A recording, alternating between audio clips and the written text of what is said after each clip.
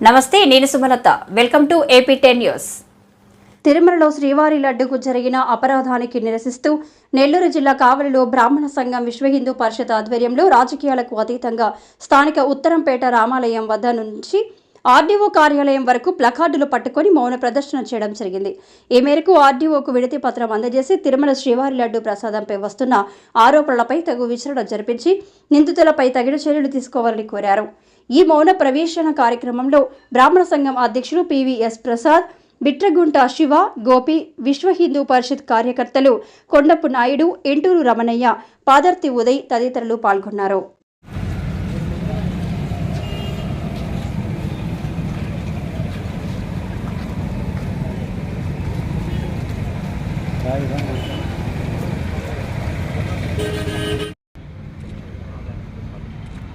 కావలి RDO వారికి విన్నతి పత్రం ఇవ్వటం జరిగింది. ఈ విషయంలో ఎవరైనా సరే స్వామివారి భక్తులకు లడ్డు ప్రసాదాలకి ద్రోహం చేసిన వారిని ఎవరినైనా సరే కఠినంగా శిక్షించాలని మేము కోరుకుంటున్నాము. పై ఈ లడ్డు విషయంలో జరిగిన ఆరోపణలన్నింటినీ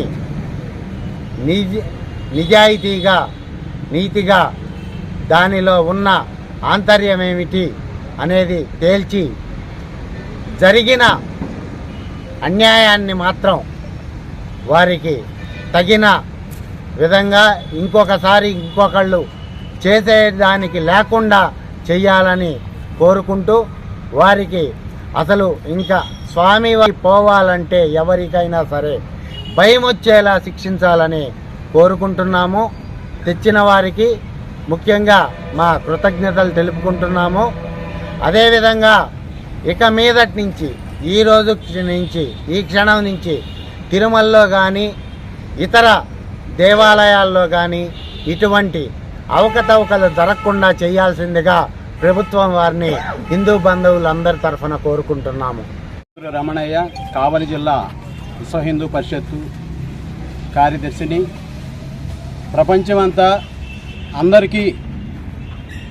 అందరి యొక్క ఆరాధ్య దైవమైన శ్రీ వెంకటేశ్వర స్వామి యొక్క లడ్డూ ప్రసాదం అంటే వెంకటేశ్వర స్వామి అంటే లడ్డు. అలాంటి ప్రసాదాన్నే వాళ్ళ యొక్క స్వార్థంతో ఆ ప్రసాదాన్ని కల్తీ చేసి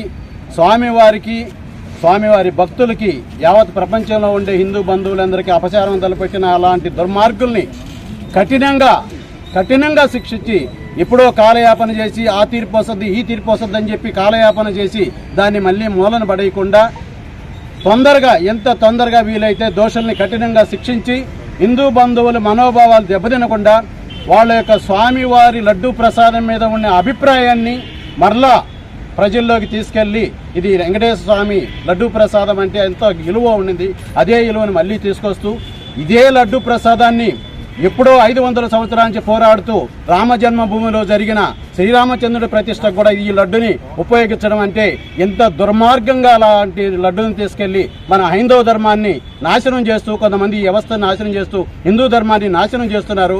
కాబట్టి హిందూ ధర్మాన్ని నాశనం చేసే వాళ్ళందరినీ కఠినంగా శిక్షించి, ఎవరికైనా ధర్మం ఒకటే, హిందువు కానీ ఇంకోరు కానీ ధర్మం అనేది ఒకటే ఉంటుంది.